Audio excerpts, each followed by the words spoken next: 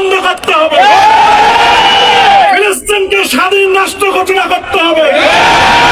এই জন্য যদি প্রয়োজন হয় আমরা জীবন দিতে প্রস্তুত আছি।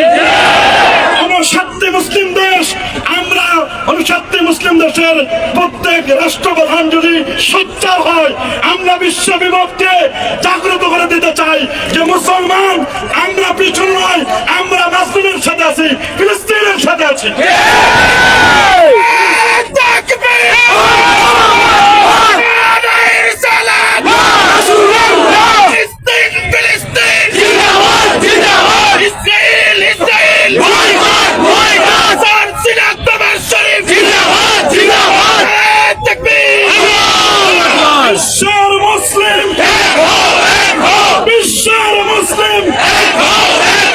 বিশ্ব মুসলিম ঐক্য করো, বিশ্ব মুসলিম ঐক্য করো, সারসিনা দরবার শরীফ জিন্দাবাদ, জিন্দাবাদ, সারসিনা হযরত পীর সাহেব হুজুর কেবলা